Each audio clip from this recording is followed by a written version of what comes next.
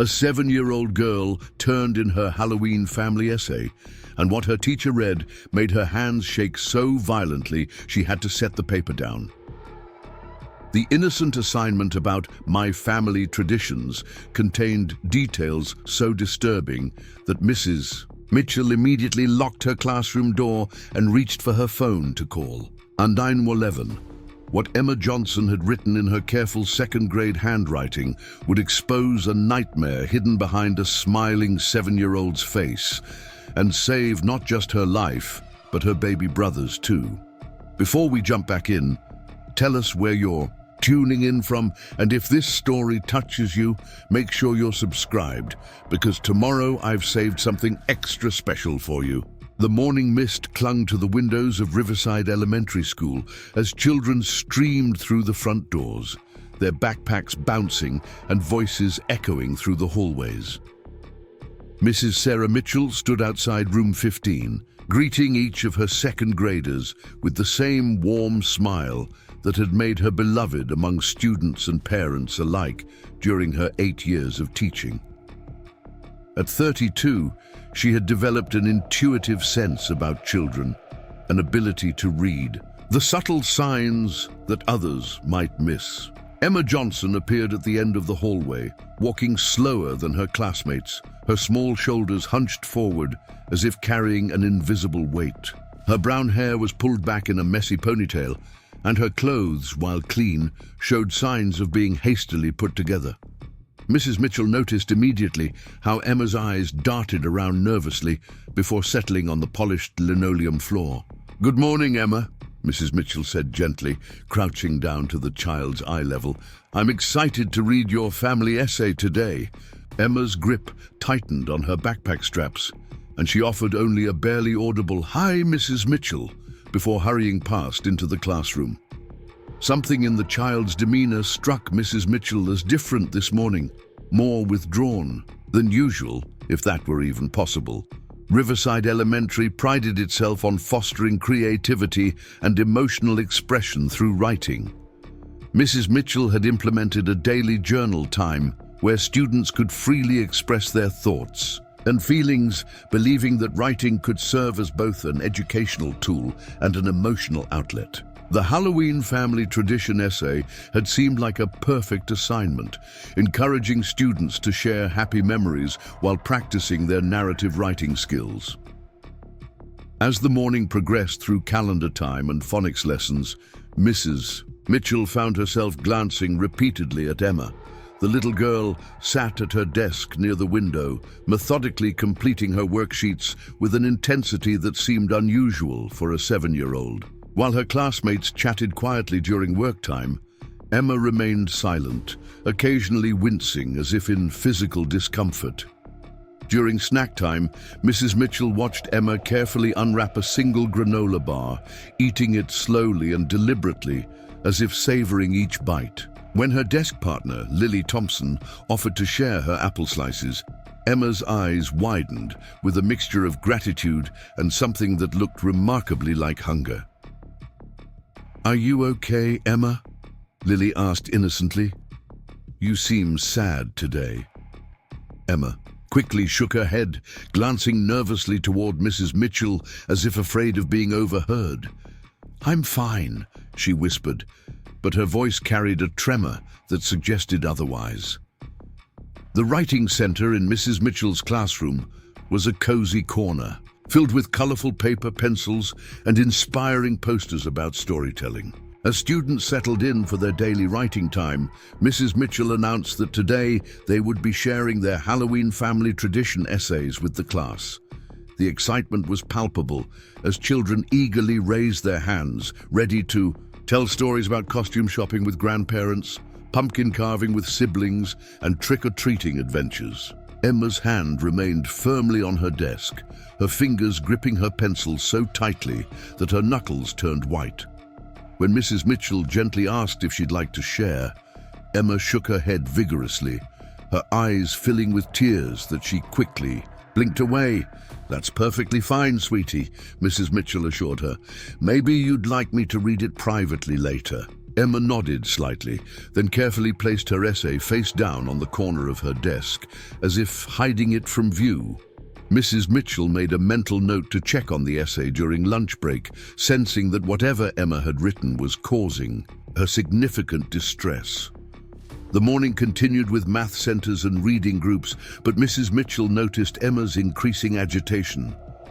The child kept reaching up to touch a small bruise on her arm that peeked out from beneath her long sleeves, a gesture so automatic it seemed unconscious. When another student accidentally bumped into Emma's chair, the little girl flinched dramatically, as if expecting something much worse than a simple collision.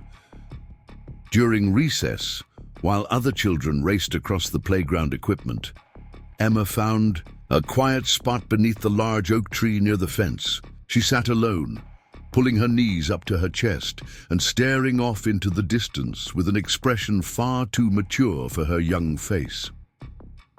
Mrs. Mitchell observed from the building, noting how Emma seemed to retreat into herself whenever the playground noise grew too loud or chaotic. The lunch period brought another concerning observation. Emma opened her lunchbox to reveal a single peanut butter sandwich and a small container of water. While her classmates enjoyed variety in their meals, Emma's lunch appeared to be the same simple fare she brought every day. When the cafeteria monitor offered to help her get a school lunch, Emma quickly declined, explaining that her mom had already paid for her to bring lunch from home.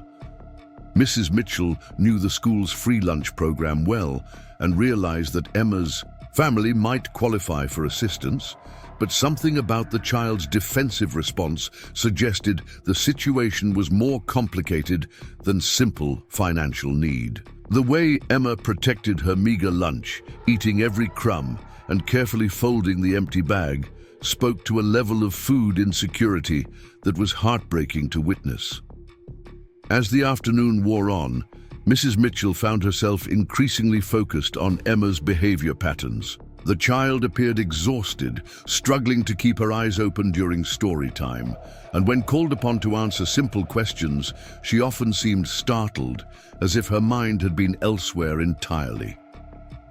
The final bell rang at 3:15, and, as students gathered their belongings for dismissal, Mrs. Mitchell noticed Emma carefully checking her backpack multiple times, as if ensuring she hadn't forgotten anything important. The child's anxiety about leaving school was palpable, a stark contrast to her classmates' excitement about going home.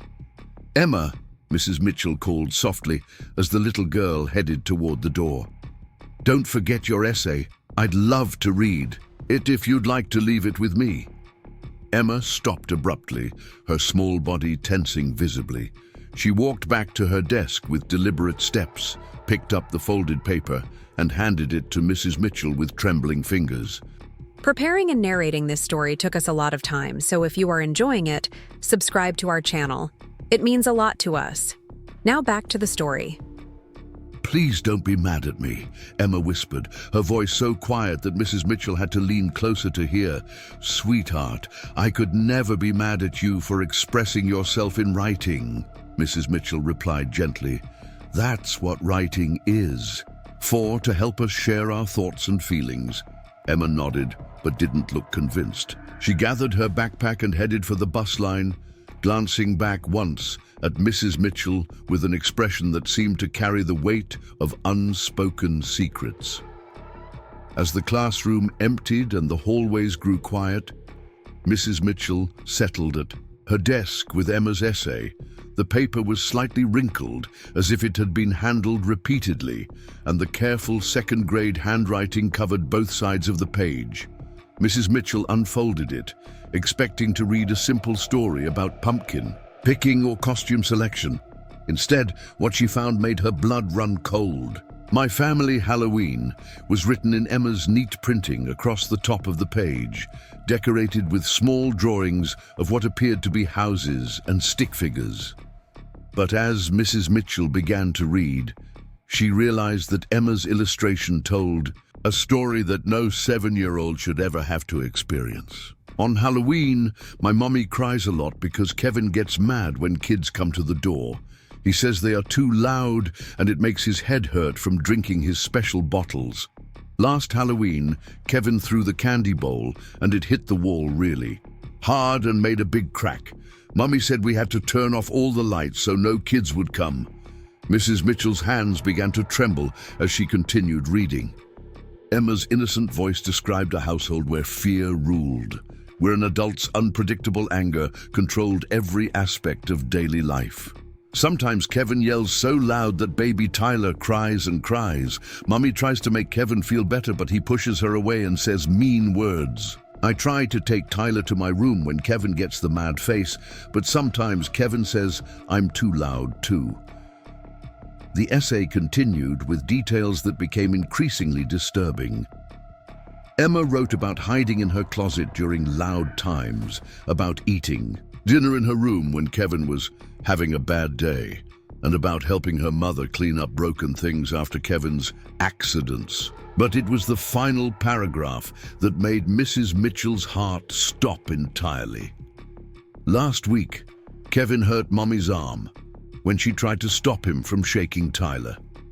Tyler was crying because he was hungry, but we didn't have baby food.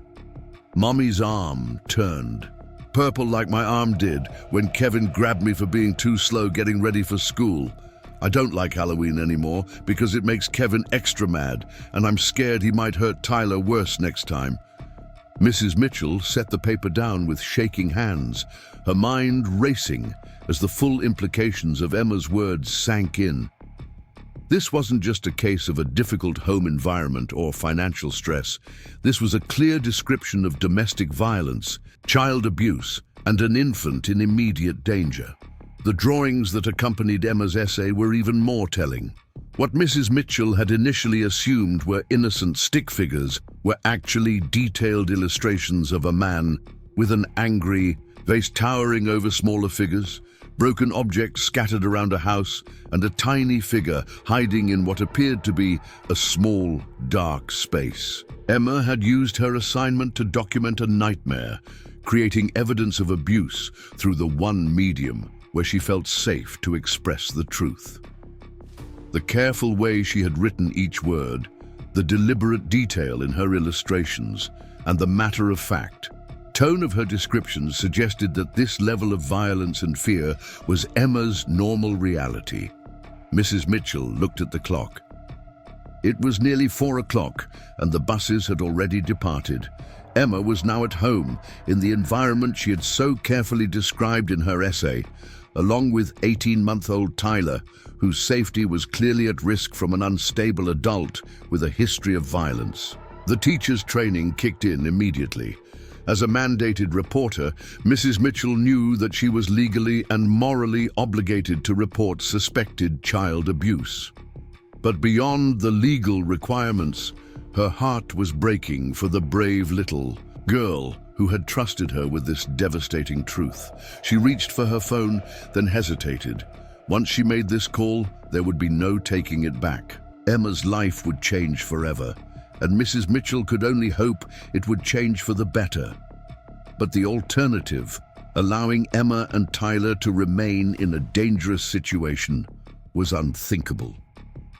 The essay lay open on her desk.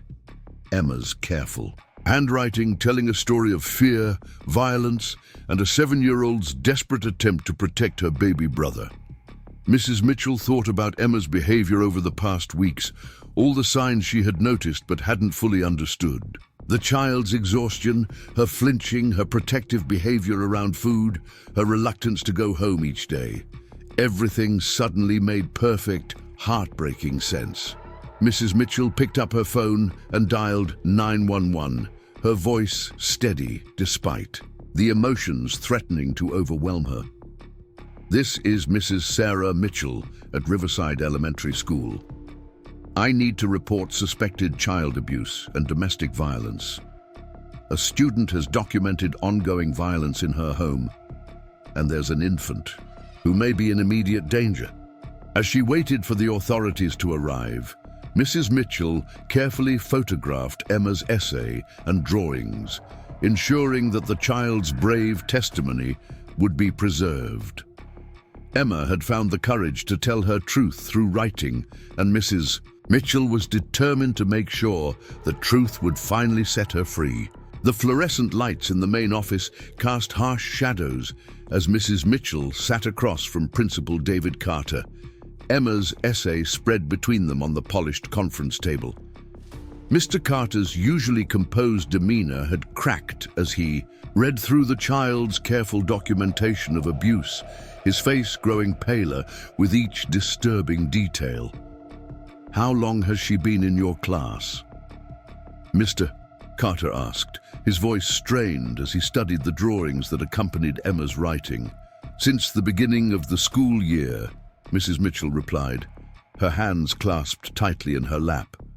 "Looking back now, there were signs I should have recognized sooner. The way she flinches when approached from behind, her extreme protectiveness over food, the exhaustion that goes beyond normal childhood tiredness."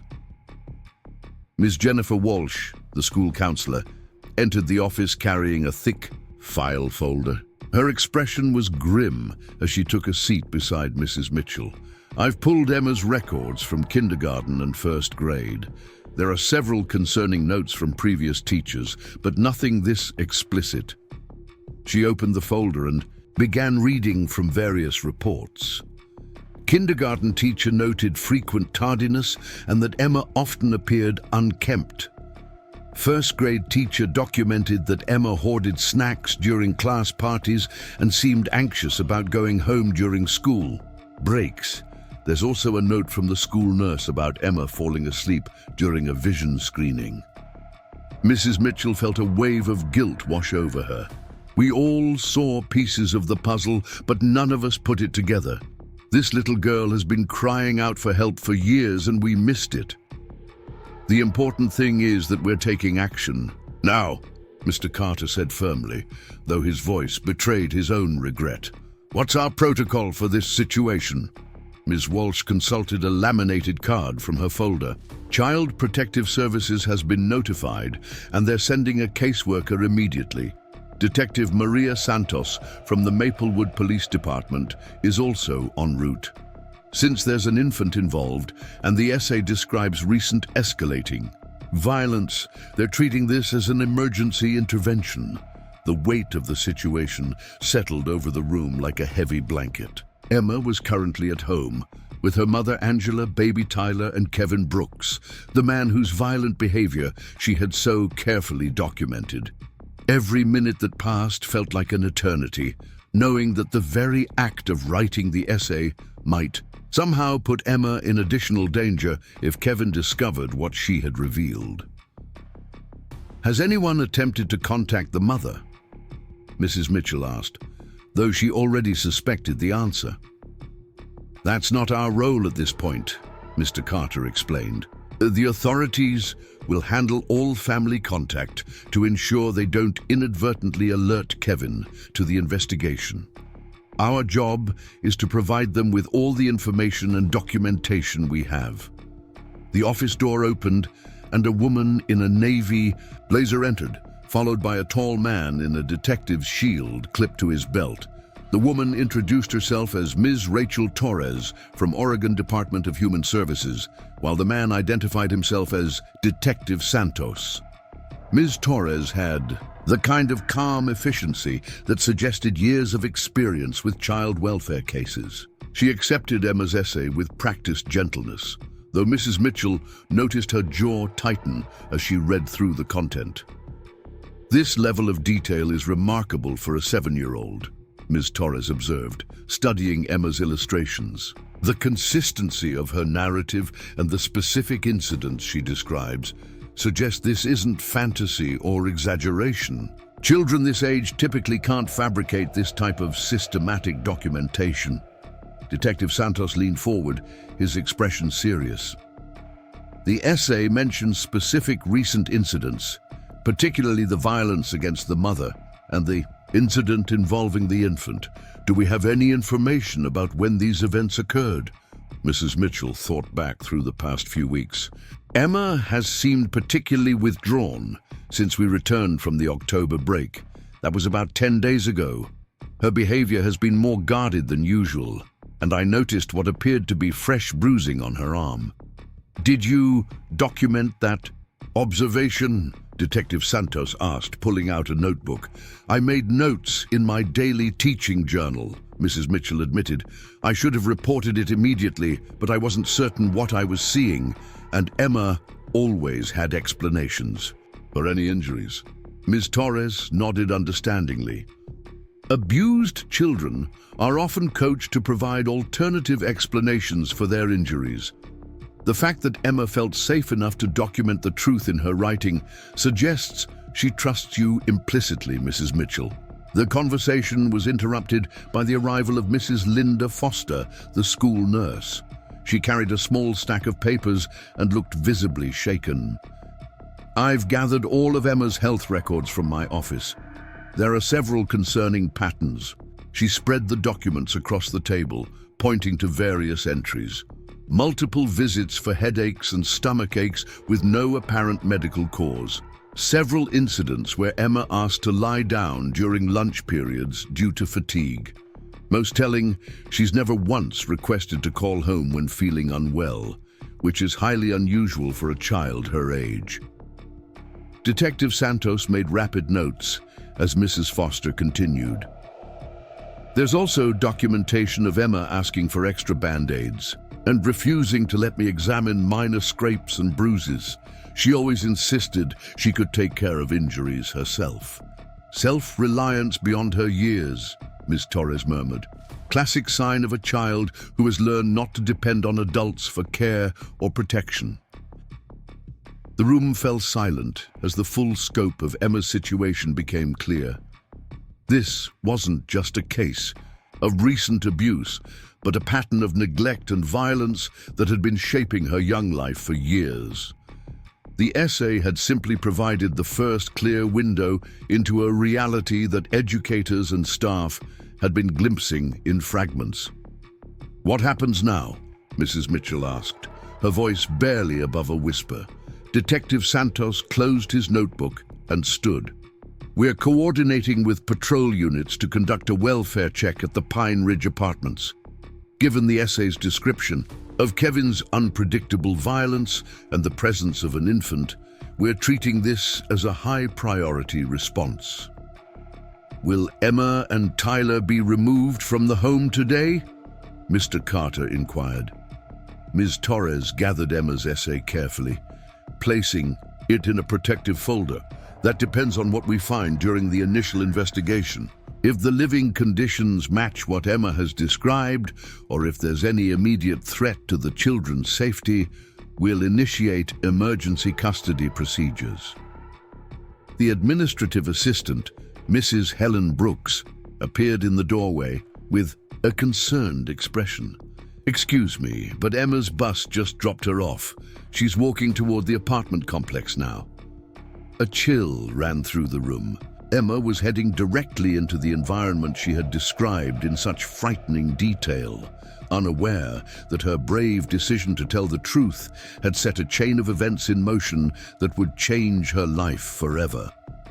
Detective Santos immediately reached for his radio. Unit 7, this is Detective Santos. We have eyes on the minor subject approaching the residence. Expedite the welfare check and be advised that the child may be entering a potentially volatile situation. Mrs. Mitchell stood abruptly. She doesn't know what's happening. Emma has no idea that her essay has been read by anyone other than me. If Kevin somehow finds out she wrote about the abuse. Children are remarkably resilient, Ms. Torres said gently, though her own concern was evident. Emma showed incredible courage in documenting her situation. That same strength will help her through whatever comes next. Through the office windows, they could see the Pine Ridge apartments in the distance, a cluster of weathered buildings that housed many of Riverside Elementary students. Mrs. Mitchell found herself staring in that direction, thinking about the brave little girl who was walking into an uncertain situation, carrying the weight of secrets that no child should ever have to bear. The radio crackled to life again. Detective Santos, Unit 7 reporting. We're in position, outside the Pine Ridge complex, ready to proceed with welfare check on your signal. Detective Santos glanced at his watch. It's been approximately 12 minutes since the child entered the building. Proceed with the welfare check. The next few minutes stretched endlessly as they waited for updates from the scene.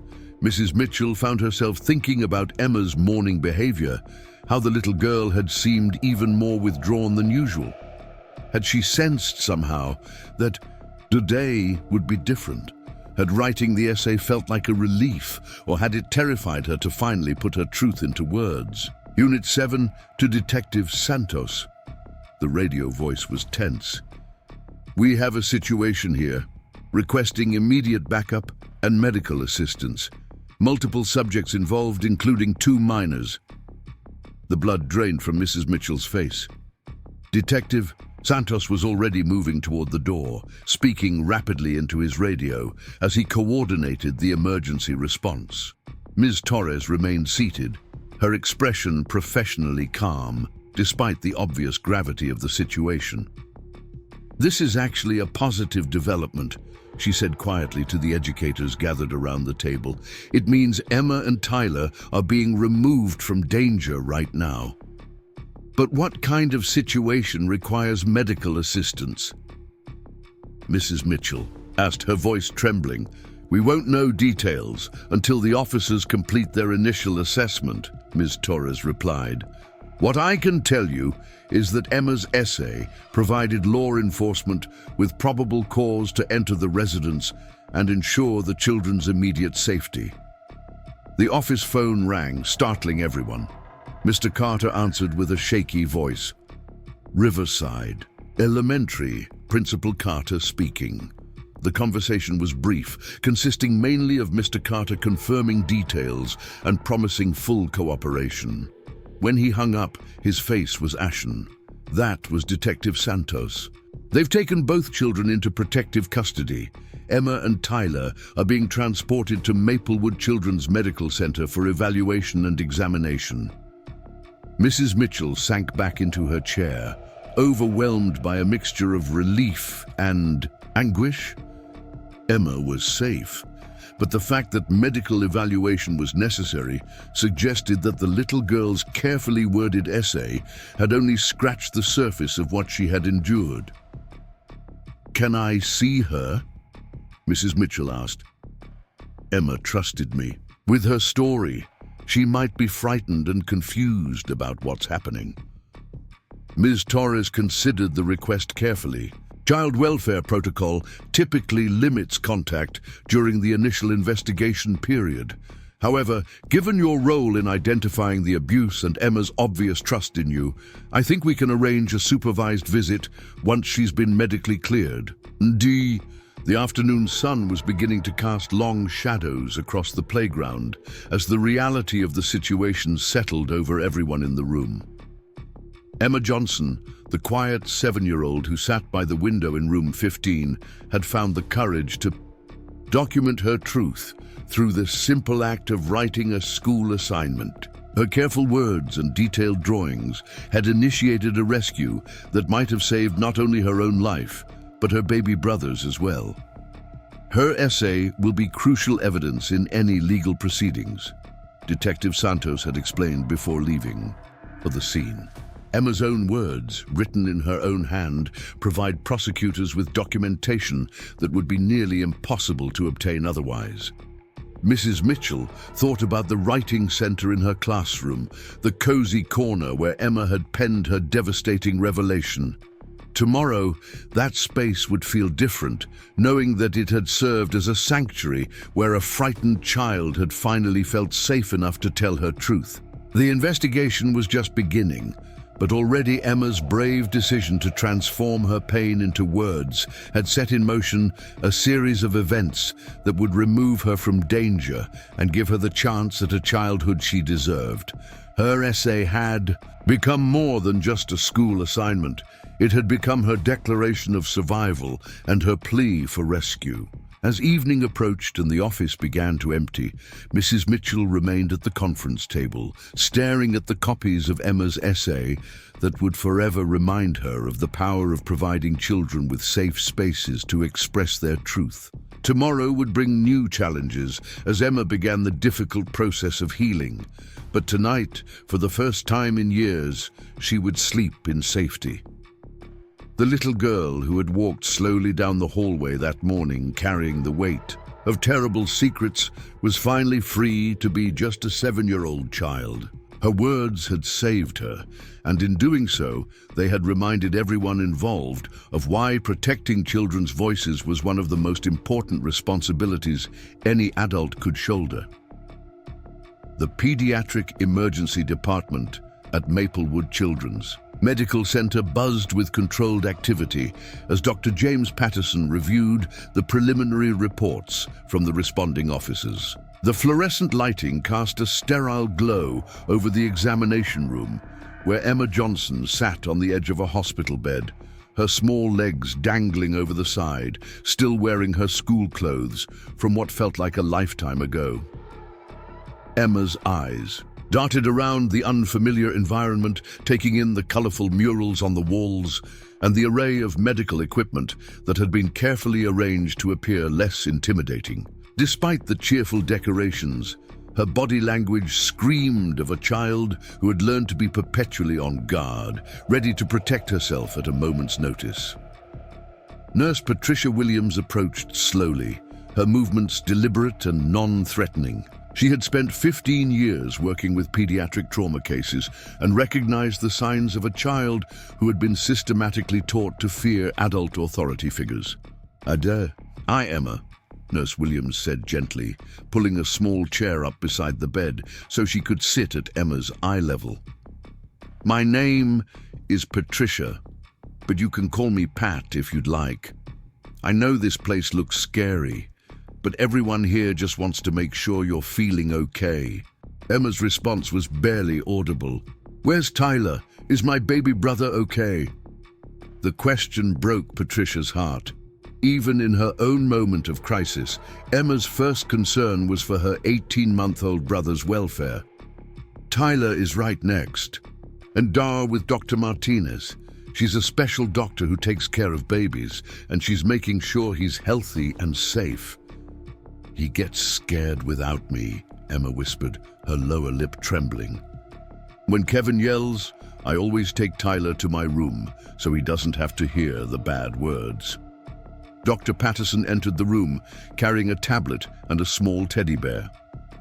At 45, he had the kind of gentle demeanor that immediately put children at ease, though his expression grew grave as he reviewed the notes from Emma's essay that had prompted this emergency intervention. "Emma, I'm Dr. Patterson," he said, settling into another chair. "I heard you're a very good big sister. Tyler is lucky to have someone who cares about him so much." For the first time since arriving at the hospital, Emma made direct eye contact with an adult. "Is he going to be okay? Sometimes he cries a lot and Kevin gets angry. I tried to keep him quiet, but babies cry when they're hungry or scared." The weight of responsibility that this 7-year-old had been carrying became immediately apparent to both medical professionals. Emma had been functioning as Tyler's primary protector, a role that no child should ever have to assume. "Doctor," Patterson consulted his tablet, choosing his words carefully. "Emma, some people at your school read the story you wrote about your family. They were worried about you and Tyler, so they asked us to check and make sure you're both healthy and safe." Emma's face went white. "I'm in trouble for telling, aren't I? Kevin said if anyone found out about the loud times, it would be my fault and everyone would be mad at me." "No, sweetheart," Patricia interjected firmly. "You are absolutely not in trouble. The grown-ups who read your story are proud of you for being so brave. Writing about scary things takes a lot of courage." The examination that followed was conducted with extraordinary sensitivity to Emma's obvious trauma. Dr. Patterson explained each step before performing it, asking permission and respecting Emma's boundaries when she became too anxious to continue. What they discovered confirmed the worst fears that Emma's essay had raised. Evidence of both old and recent injuries was documented with the meticulous care required for potential legal proceedings. Bruising in various stages of healing told a story of systematic abuse that had been occurring over an extended period. Most concerning were defensive wounds on Emma's arms and hands, indicating that she had been trying to protect herself during violent episodes. "Emma," Dr. Patterson said gently as he completed his examination, "some of these bruises look painful. Have you been hurting for a long time?" Emma nodded solemnly. "Kevin says it's my fault when I get hurt because I don't listen fast enough or I'm too loud. Mommy tries to make him stop, but he gets madder when she talks." The clinical notes that Dr. Patterson compiled painted a picture of a child who had been living in a state of constant hypervigilance, never knowing when the next explosion of violence might occur. Emma's matter-of-fact descriptions of abuse revealed how normalized the violence had become in her young life. In the adjacent examination room, Dr. Carmen Martinez was conducting her own assessment of 18-month-old Tyler. The toddler appeared malnourished and showed signs of developmental delays consistent with chronic stress and neglect. Most alarming were indicators suggesting that Tyler had been physically harmed, confirming Emma's written account of Kevin's violence toward the baby. Ms. Rachel Torres arrived at the hospital as the medical examinations were concluding. She carried a folder containing emergency custody paperwork and had already begun the process of locating appropriate placement for both children. Her years of experience in child welfare had taught her that cases involving such young victims required swift action to prevent further trauma. "How are they doing?" she asked Dr. Patterson as they met in the hallway between examination rooms. "Physically, they'll heal," Dr. Patterson replied grimly. "Emotionally, this is going to be a long road. Emma shows signs of complex trauma that will require specialized therapy. She's been functioning as Tyler's caregiver and protector, which has created an inappropriate burden for a child her age." Through the window of Emma's room, they could see her sitting quietly on the bed, her hands folded in her lap, staring at nothing in particular. The silence was more unsettling than tears would have been, suggesting a child who had learned that expressing emotions could be dangerous. "Has she asked about her mother?" Ms. Torres inquired. "Several times," Patricia replied, joining their conversation. "She seems more worried about her mother's safety than angry about the situation. Classic pattern for children who've witnessed domestic violence." The complexity of Emma's situation extended beyond simple physical abuse. She had been forced to witness her mother being hurt, had taken on adult responsibilities caring for Tyler, and had lived in constant fear of Kevin's unpredictable violence. The essay that had prompted this intervention represented not just a cry for help, but a sophisticated understanding of her family's dysfunction that no 7-year-old should possess. Dr. Amy Chen, the hospital's child psychologist, arrived to conduct preliminary trauma assessments. Her gentle questioning revealed the extent to which Emma had internalized blame for her family's problems. The little girl genuinely believed that if she had been quieter, faster, or better behaved, Kevin wouldn't have hurt her mother or Tyler. "Emma, I want you to listen to me very carefully," Dr. Chen said, sitting cross-legged on the floor beside the hospital bed. "Nothing that happened in your house was your fault. When grown-ups hurt children or other grown-ups, it's always the grown-up's responsibility, never the child's." Emma looked skeptical, but Kevin said, "I made him mad by being loud when Tyler was crying. He said if I was a better big sister, Tyler wouldn't cry so much." "Kevin was wrong," Dr. Chen replied firmly. "Babies cry because that's how they talk. They cry when they're hungry, tired, or need their diaper changed. That's normal and healthy. It's never a reason for anyone to hurt a baby or the big sister who's trying to help. The conversation continued for nearly an hour, with Dr. Chen carefully documenting Emma's responses and beginning to assess the therapeutic interventions that would be necessary for her recovery. The child's resilience was remarkable, but so was the damage that years of abuse and neglect had inflicted on her developing psyche. As evening approached, the hospital social worker arrived with news about placement options. The emergency foster care system in Maplewood was strained, and finding a family willing and able to take both children together presented additional challenges. There's a family, the Martinez family, who specialize in emergency placements for siblings, the social worker explained to Ms. Torres. Carlos and Sofia Martinez have been fostering children for 12 years and have experience with trauma cases. They can take both Emma and Tyler tonight. The relief in Emma's eyes when she learned that she and Tyler would be staying together was palpable. Throughout the entire ordeal, her primary concern had been her baby brother's welfare, and the promise that they wouldn't be separated seemed to ease some of her anxiety. "Will they be nice to Tyler?" Emma asked seriously. "He's scared of loud noises and he likes to be rocked when he cries." The question revealed the depth of Emma's maternal instincts toward her brother. At 7 years old, she understood Tyler's needs and had been meeting them to the best of her ability within an impossible situation. As preparations were made for the transfer to foster care, Emma was allowed to see Tyler briefly. The reunion was heartbreaking to witness.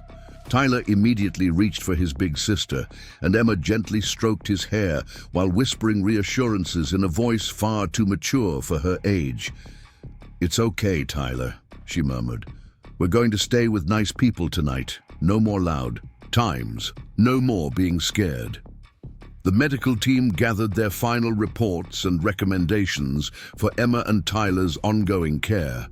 Both children would require regular medical monitoring, developmental assessments, and intensive therapeutic support. Emma's essay had not only saved them from immediate danger, but had also ensured they would receive the comprehensive help they needed to heal from their trauma. Dr. Patterson pulled Ms. Torres aside for a final consultation. The essay that started, "This intervention was remarkably detailed and accurate. Emma's descriptions of incidents match perfectly with the physical evidence we've documented. Her teacher should know that believing in this child and taking action likely saved both of these children's lives." As the hospital prepared to release Emma and Tyler to their emergency foster placement, the little girl who had walked into Riverside Elementary that morning carrying terrible secrets was beginning a new chapter. Her brave decision to write the truth had transformed her from a victim into a survivor, and while the road ahead would be challenging, she would face it with the support and protection she had always deserved. The words she had carefully written in her Halloween essay had become her liberation, proving that sometimes the most powerful weapon against darkness is simply the courage to speak the truth. The Maplewood Police Department's interview room had been specially designed for cases involving children, with soft lighting, comfortable furniture, and colorful artwork on the walls. Detective Maria Santos sat across from a small table where Emma's essay lay protected in a clear evidence folder, the child's careful handwriting now serving as crucial documentation in what had become a criminal investigation. 3 days had passed since Emma and Tyler had been placed in emergency foster care with the Martinez family. The initial shock of removal from their home had given way to a cautious adjustment period, during which both children were beginning to show signs of the trauma they had endured. Emma's behavior alternated between protective hypervigilance and moments of childlike vulnerability that broke the hearts of everyone involved in her care. Detective Santos had spent those 3 days building a comprehensive case against Kevin Brooks and investigating the full scope of the abuse that Emma had documented in her essay. The physical evidence from the Pine Ridge apartments told a story of escalating violence that corroborated every detail the 7-year-old had written about her family's Halloween traditions. "Mrs. Mitchell," Detective Santos said as Emma's teacher entered the interview room, "thank you for coming in today. I need to walk through some additional details about Emma's behavior and the timeline leading up to her essay." Mrs. Mitchell settled into her chair, carrying a thick folder of her own teaching notes and observations. The past 3 days had been a whirlwind of interviews, documentation reviews, and the difficult process of explaining to Emma's classmates why their friend was no longer attending school regularly. "How detailed are the notes you've been keeping?" Detective Santos asked, opening her own case file. "I document concerning behaviors as part of my teaching practice," Mrs. Mitchell replied, spreading several pages across the table. "Looking back now, I can see a clear pattern of escalation that coincides with what Emma wrote about in her essay. The teaching notes painted a picture of a child whose behavior had been deteriorating steadily over the past month.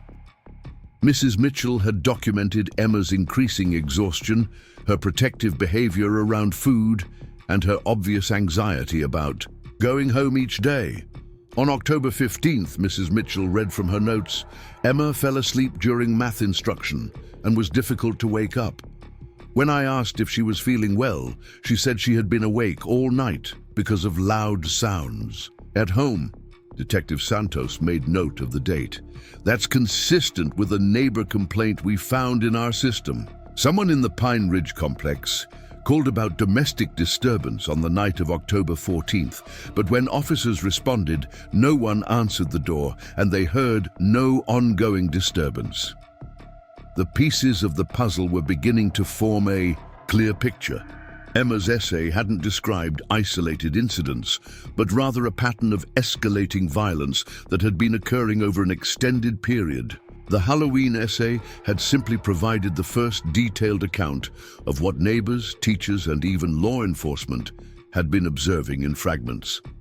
"Tell me about the day she wrote the essay," Detective Santos requested. "Was there anything specific that prompted the assignment or influenced her decision to include such detailed descriptions?" Mrs. Mitchell thought back to that fateful morning. "It was our regular creative writing time. The Halloween family tradition assignment was meant to be a fun, engaging way for students to share positive memories. Emma seemed more withdrawn than usual that day, and she specifically asked if I would read her essay privately rather than sharing it with the class. So she knew the content was sensitive," Detective Santos observed.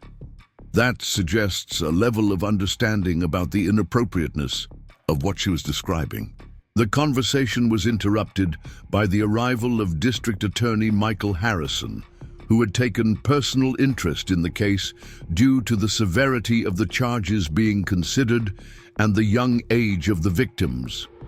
His presence indicated that the prosecution was treating this as a high-priority case with potential for significant legal consequences. "Detective Santos, Mrs. Mitchell," he greeted them professionally, "I've reviewed the preliminary evidence, and I want to discuss how we can best support Emma through the legal proceedings while ensuring her testimony is properly preserved." DA Harrison had prosecuted numerous child abuse cases, but Emma's essay represented something unique in his experience. The detailed written account of systematic abuse, created by the victim herself, provided prosecutors with evidence that was typically impossible to obtain in cases involving such young children. "The essay is remarkable from a legal standpoint," Harrison explained. "Children Emma's age often struggle to provide consistent testimony about traumatic events. Having her own written account, created before she knew it would be part of a legal proceeding, gives us documentation that can't be challenged as influenced by coaching or suggestion." Mrs. Mitchell shifted uncomfortably in her chair. I want to help, but I'm also concerned about Emma's emotional well-being. She trusted me with her story, and I don't want her to feel betrayed by how that trust has been used." "Actually," Detective Santos replied, "Emma's response has been quite positive. According to her foster mother, Sofia Martinez, Emma has expressed relief that adults finally know what was happening at home. She's been asking when she can return to your classroom." The news brought tears to Mrs. Mitchell's eyes. Throughout this entire ordeal, she had been worried that Emma might feel betrayed by her teacher's decision to report the abuse. Learning that the child wanted to return to school suggested that Emma understood her essay had been the key to her rescue. "We've also been investigating Kevin Brooks's background," Detective Santos continued, pulling out another file. "His criminal history includes previous charges for domestic violence and assault. This isn't his first offense, which affects both the charges we can file and the potential sentences he could face." The investigation had revealed a disturbing pattern of behavior that extended beyond Emma's immediate family. Kevin had a history of violent relationships, suggesting that Emma and Tyler's ordeal was part of a larger pattern of abuse that had affected multiple victims over the years. "What about Emma's mother, Angela?" Mrs. Mitchell asked. "Emma has been asking about her constantly." D.A. Harrison's expression grew complicated. Angela Johnson presents a complex situation. While she was clearly a victim of domestic violence herself, there are questions about her failure to protect her children from Kevin's abuse. "We're evaluating whether to file neglect charges or focus on providing her with services to address her own trauma." The legal system's approach to domestic violence cases involving children often created difficult decisions about accountability versus support. Angela had been living in fear herself, but her children had suffered as a result of her inability to remove them from a dangerous situation. According to Emma's essay, her mother did try to protect the children on several occasions, Mrs. Mitchell pointed out. She wrote about her mother trying to stop Kevin from shaking Tyler, which resulted in Angela being injured herself. "That's being taken into consideration," D.A. Harrison assured her. "Our goal is to hold Kevin Brooks accountable for his crimes while providing appropriate support for Angela to address her own victimization and rebuild her relationship with her children." The investigation had also uncovered evidence of Kevin's financial control over the household, which explained some of the conditions Emma had described in her essay. Bank records showed that Kevin had been controlling the family's limited resources, often spending money on alcohol while leaving insufficient funds for food and other necessities. The food insecurity Emma experienced was deliberate, Detective Santos explained. Kevin was systematically withholding resources while using his control over finances as another form of abuse. Mrs. Mitchell thought about Emma's careful rationing of her school lunch and her obvious hunger during snack times. What she had initially attributed to general poverty was actually a more sinister form of deprivation designed to maintain control over the family. "Have you been able to interview Kevin?" D.A. Harrison asked Detective Santos. "He's been uncooperative since his arrest," she replied. "His attorney has advised him not to make any statements, which is his right. However, the physical evidence from the apartment, combined with Emma's documented account and the medical evidence, provides a strong case without requiring his cooperation." The apartment where Emma and Tyler had lived told its own story of violence and neglect. Investigators had found evidence of the broken items Emma had described in her essay, along with additional indicators of Kevin's violent behavior that the children had been too young to fully understand or articulate. The forensic analysis of the apartment supports every claim Emma made in her essay, Detective Santos continued. "We found the crack in the wall from the candy bowl incident. evidence of alcohol abuse throughout the residence, and conditions that clearly demonstrate child neglect. D.A. Harrison reviewed his notes thoughtfully. The strength of this case lies not just in the evidence, but in Emma's own voice. Her essay provides prosecutors with something we rarely have in child abuse cases: the victim's own detailed account of what happened, written in her own words, before any legal intervention occurred. The conversation turned to the practical considerations of moving forward with prosecution while minimizing additional trauma to Emma and Tyler. The legal system's demands for testimony and evidence had to be balanced against the children's need for stability and healing. Emma will likely need to provide some testimony, D.A. Harrison explained to Mrs. Mitchell. However, we can use special procedures designed for child witnesses, including video testimony and modified courtroom settings that reduce stress and intimidation. Mrs. Mitchell nodded, though her concern for Emma's emotional well-being remained paramount. Whatever happens, I want to make sure Emma knows that writing that essay was the right thing to do. She saved herself and Tyler by finding the courage to tell the truth. Indeed, her essay has already changed policies here at the school district, Detective Santos noted.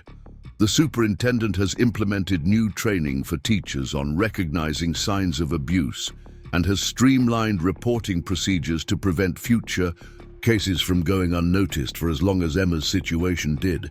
The ripple effects of Emma's brave decision to document her truth were extending far beyond her immediate rescue. Her words had not only saved her and Tyler, but had also initiated changes designed to protect other vulnerable children in the future.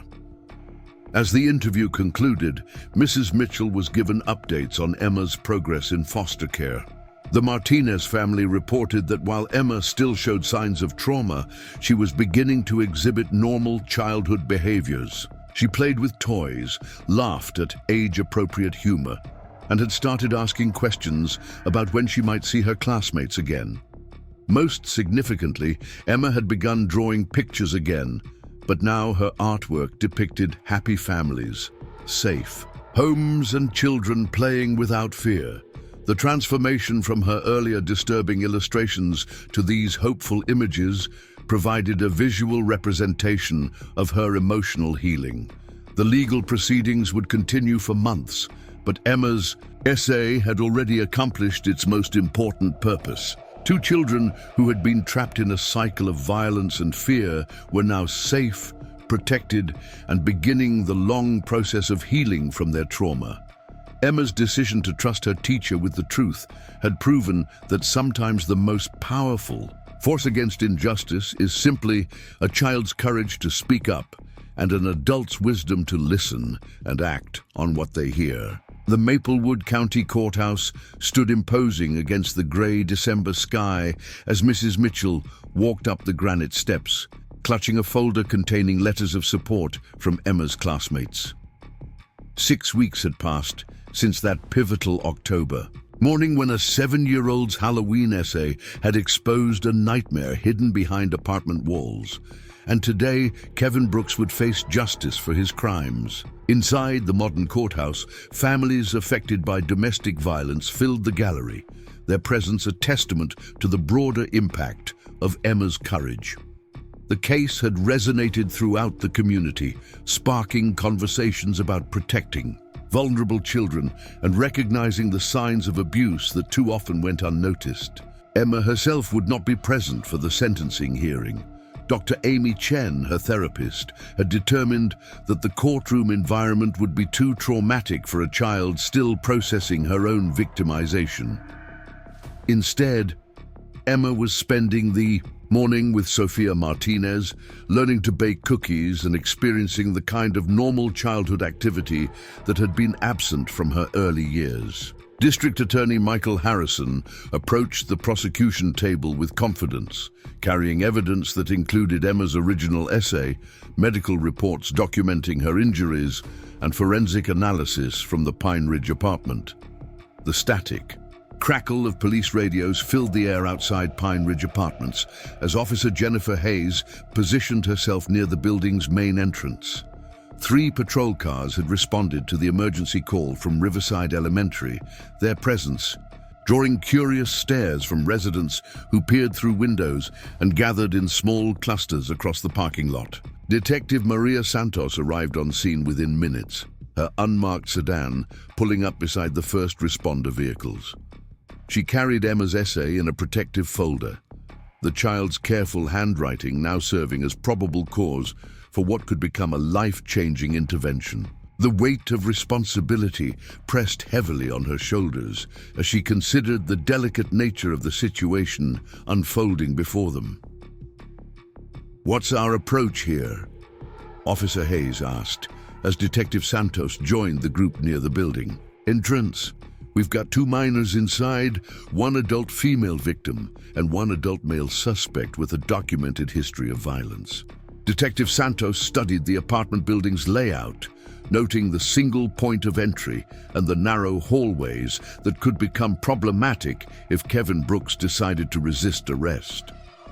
The essay in her hands described a man whose behavior was unpredictable and explosive, making this intervention particularly dangerous for everyone involved. Based on the child's written account, the suspect has a pattern of escalating violence when he feels cornered or threatened, Detective Santos explained to the assembled officers. "Our priority is the immediate safety of the children, followed by securing the scene and ensuring no evidence is destroyed." The team of responders included Officer Hayes, Detective Santos, 2 additional patrol officers, and a paramedic unit, standing by in case medical assistance was needed. Child Protective Services had been notified and was en route, with Ms. Rachel Torres expected to arrive within the next 15 minutes to handle the custody aspects of the intervention. "Unit 7 to dispatch," Officer Hayes spoke into her radio. "We're initiating welfare check at Pine Ridge Apartments, Building C, Unit 3B. Multiple units on scene requesting supervisor notification." The response came immediately. "Copy Unit 7. Supervisor has been notified. Be advised that school district has provided documentation suggesting imminent danger to minors on premises." Detective Santos reviewed Emma's essay one final time before approaching the apartment door. The child's descriptions of Kevin's violence were specific and detailed, painting a picture of a man who used intimidation and physical force to control his household. The essay mentioned broken furniture, thrown objects, and increasingly aggressive behavior toward both Angela and the children. The hallway of Building C carried the scent of cooking food and heard the distant sound of television programs filtering through thin walls. Apartment 3B sat at the end of the corridor, its door identical to the others, except for the faded number marking and a small decorative wreath that seemed incongruous given what the officers knew was happening inside. "Maplewood Police Department," Detective Santos called out, knocking firmly on the door. "We need to conduct a welfare check on the children residing at this address." The silence that followed was deafening. No footsteps approached the door, no voices called out in response, and no sounds of normal household activity could be heard from within the apartment. The lack of response was concerning, given that Emma should have arrived home from school at least 20 minutes earlier. Officer Hayes positioned herself to one side of the doorway while Detective Santos knocked again, this time with more authority. "This is Detective Santos with Maplewood Police. We have reason to believe there may be children in distress at this location. Please open the door." A muffled sound came from inside the apartment, followed by what sounded like hurried whispers and the unmistakable cry of an infant. Tyler's voice was immediately recognizable to Detective Santos, who had heard similar sounds during countless domestic violence calls throughout her career. "We can hear the baby crying," Detective Santos called through the door. "We're going," to need someone to open this door and speak with us about the welfare of the children. The sounds from inside the apartment grew more concerning. Tyler's crying intensified, and what sounded like an adult male's voice could be heard speaking in harsh, angry tones. Emma's essay had prepared the officers for Kevin's tendency toward explosive anger, but hearing it in real time added urgency to their intervention. "Kevin Brooks," Detective Santos called out, using the name Emma had provided in her essay. "We need to speak with you and Angela Johnson about the children. This is a routine welfare check, and we're not leaving until we verify that Emma and Tyler are safe." The door suddenly flew open, revealing Kevin Brooks in a state of obvious agitation. His appearance matched Emma's descriptions perfectly. A tall man with unkempt hair and the kind of hostile demeanor that immediately put the officers on high alert. Behind him, the apartment showed signs of the chaos that Emma had documented in her writing. "What do you want?" Kevin demanded, his voice carrying the aggression that Emma had described in her careful second-grade handwriting. "We haven't done anything wrong, and you have no right to be here bothering us." Detective Santos remained calm and professional despite Kevin's confrontational attitude. "Sir, we've received reports of possible child endangerment at this address. We need to verify that Emma Johnson and Tyler Johnson are safe and unharmed." "They're fine," Kevin snapped, but he made no move to allow the officers to see the children or invite them inside the apartment. Kids are kids. Sometimes they cry, sometimes they get bumps and bruises. That's not a crime. Officer Hayes stepped forward slightly, her hand resting casually near her radio. "Sir, we understand that children sometimes get minor injuries during normal play. However, we need to see the children and speak with them briefly to complete our welfare check." The standoff continued for several tense minutes, with Kevin blocking the doorway and becoming increasingly agitated as the officers insisted on completing their check. From inside the apartment, Tyler's crying had not subsided, and there was no sign of Emma's voice or presence. "Where is Emma?" Detective Santos asked directly. "She should have arrived home from school approximately 30 minutes ago." Kevin's expression shifted slightly, a flicker of something that might have been uncertainty crossing his face. "She's in her room doing homework. Kids need to learn discipline and responsibility." "We'd like to see her, please," Detective Santos replied firmly, "just to verify that she's safe and to ask her a few simple questions about her well-being." The request seemed to trigger something in Kevin's demeanor. His agitation increased noticeably, and he began making excuses for why the officers couldn't speak with Emma. His behavior was consistent with someone who had something to hide, and his reluctance to allow access to the children confirmed the officers' worst fears about the situation. "Sir, I'm going to need you to step aside and allow us to enter the apartment," Detective Santos said, her tone becoming more authoritative. "We have reasonable cause to believe that children may be in danger, and we're not leaving without verifying their safety." Kevin's response was explosive and immediate.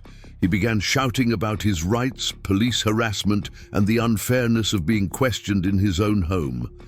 His reaction was so disproportionate to the reasonable request that it confirmed many of the concerns raised by Emma's essay. During Kevin's outburst, Angela Johnson appeared behind him, carrying 18-month-old Tyler in her arms. The toddler was crying inconsolably, and Angela's appearance showed clear signs of the abuse that Emma had documented. Her clothing was disheveled, her hair was unkempt, and there were visible marks on her arms that suggested recent physical violence. "Ma'am, are you Angela Johnson?" Detective Santos asked, speaking directly to the woman despite Kevin's continued protests. Angela nodded hesitantly, glancing nervously at Kevin before responding. "Yes, I'm Angela. Is there something wrong?" "We need to speak with you and verify the safety of your children," Detective Santos explained. "Can you tell us where Emma is right now?" Before Angela could respond, Kevin grabbed her arm roughly, pulling her back from the doorway. The gesture was exactly the kind of controlling, violent behavior that Emma had described in her essay, and it happened directly in front of multiple law enforcement officers. "That's enough," Officer Hayes declared, stepping forward with authority. "Sir, you need to remove your hands from her immediately and step back from the doorway."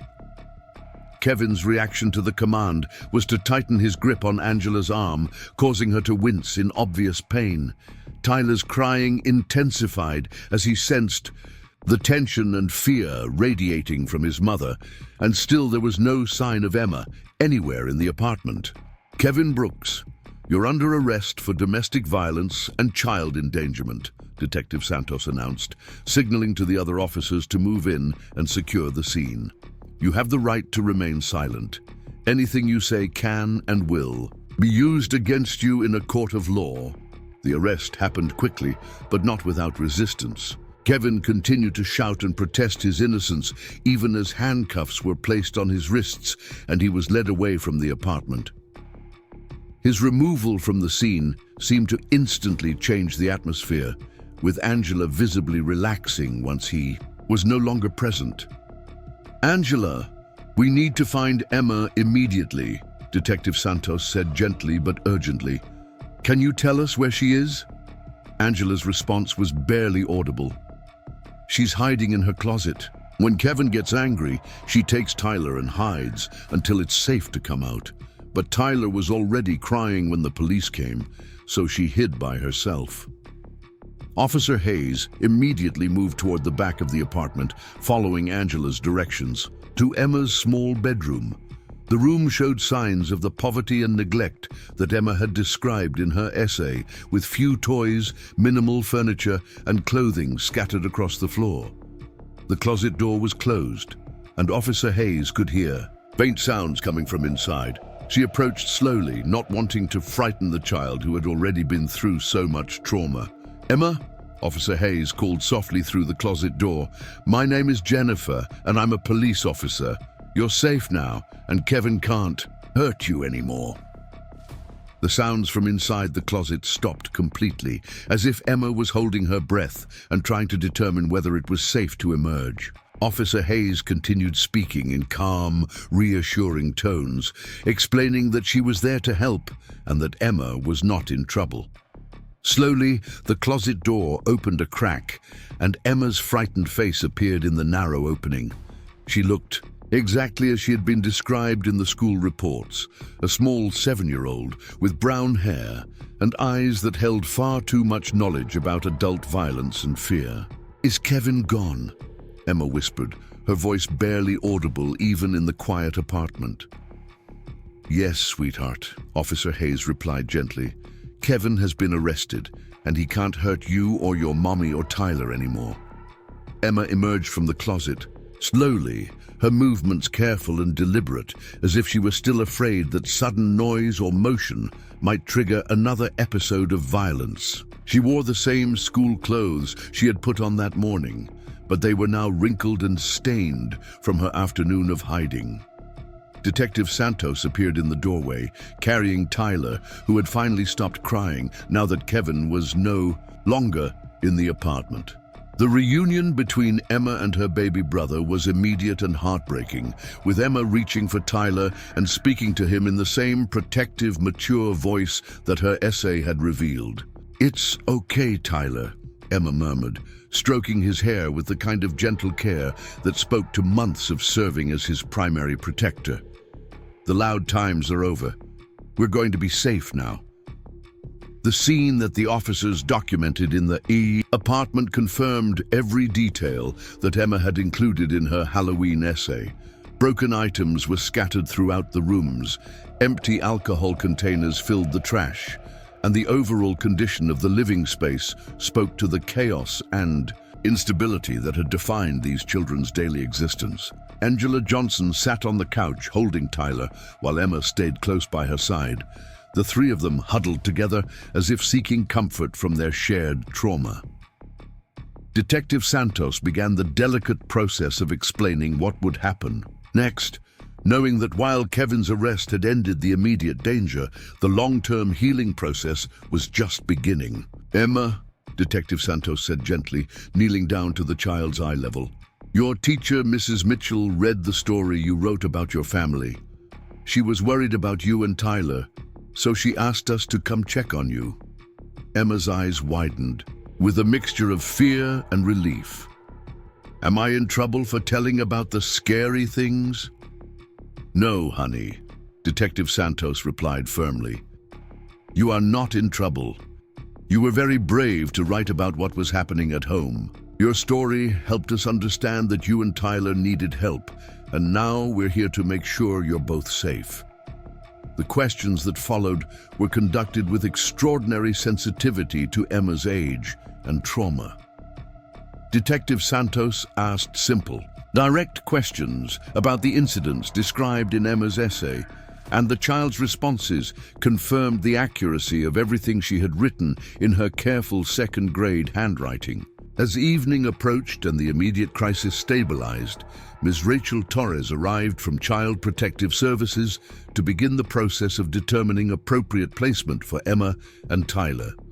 The apartment that had been their home for so long was now a crime scene, and returning them to this environment was not an option. We have an emergency foster family that specializes in sibling placements, Ms. Torres explained to Angela, who had been cooperative throughout the intervention, but was clearly struggling with the reality of having her children removed from her care.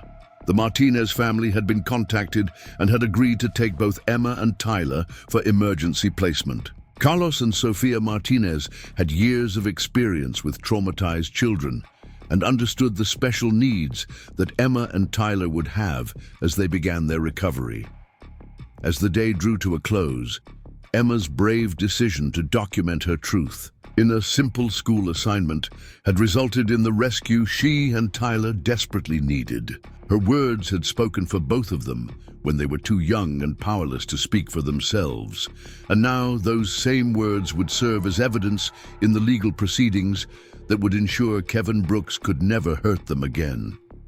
The little girl who had hidden in closets during episodes of violence was finally free to be just a 7-year-old child, protected by adults who understood their responsibility to keep her safe. Her essay had become more than just a school assignment. It had become her declaration of survival and her family's salvation.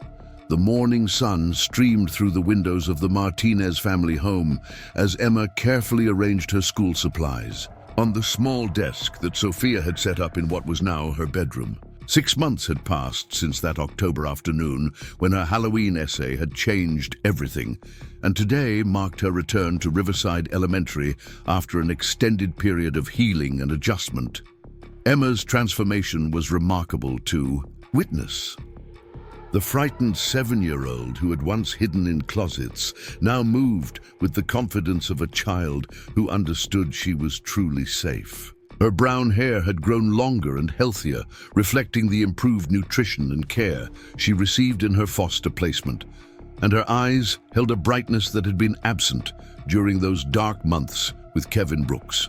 Sofia Martinez watched from the doorway as Emma methodically packed her backpack, noting how the child still maintained some of the hyper-organized habits developed during her traumatic early years. Emma checked and rechecked her supplies, ensuring she had everything needed for her first day back in Mrs. Mitchell's classroom.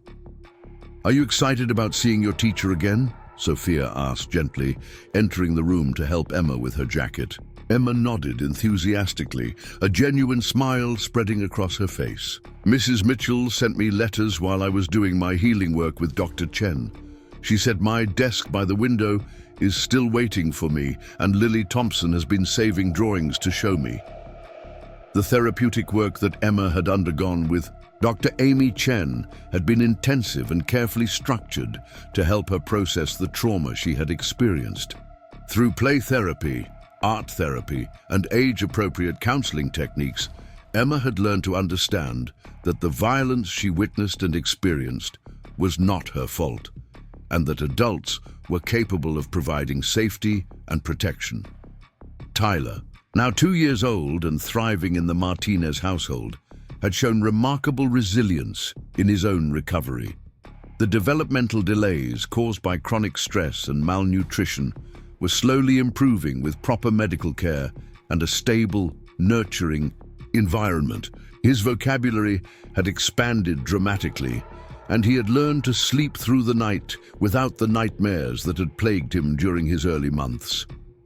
The legal proceedings against Kevin Brooks had concluded 3 months earlier with his conviction on multiple charges, including child abuse, domestic violence, and endangering the welfare of minors. Emma's essay had served as crucial evidence in the prosecution's case, with her own words providing documentation that would have been nearly impossible to obtain through traditional investigative methods. District Attorney Michael Harrison had ensured that Emma's testimony was collected through specially designed procedures that minimized additional trauma. The Child Advocacy Center had conducted video interviews in a comfortable, non-threatening environment, allowing Emma to tell her story without facing Kevin directly in a courtroom setting. Kevin's sentence of 12 years in state prison had brought a sense of closure to everyone involved in Emma's case.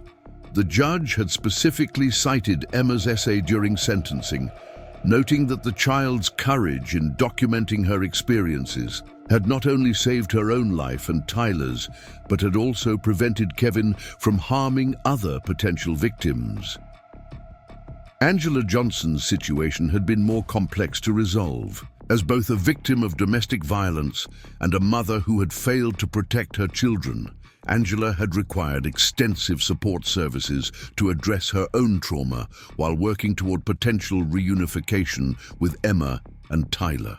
The family court had mandated that Angela complete domestic violence counseling, parenting classes, and substance abuse treatment before supervised visits could begin. Her progress had been steady but slow, as she worked to overcome years of psychological abuse and learn healthier relationship patterns. Emma's feelings about her mother remained complicated. Dr. Chen had helped her understand that loving someone didn't mean excusing harmful behavior, and that it was possible to care about her mother while also recognizing that she hadn't been able to provide adequate protection during the abuse. "Mommy was scared too," Emma had explained to Dr. Chen during one of their sessions, but grown-ups are supposed to keep kids safe, even when they're scared. The supervised visits between Angela and her children had been positive overall, with Angela demonstrating genuine remorse for her failure to protect them and commitment to making necessary changes. The goal remained eventual reunification, but only after Angela could demonstrate sustained stability and the ability to prioritize her children's safety above all other considerations. Meanwhile, the Martinez family had provided Emma and Tyler with exactly the kind of stable, nurturing environment they needed for their recovery. Carlos Martinez worked as a social worker, specializing in family therapy, while Sophia taught kindergarten at a nearby elementary school.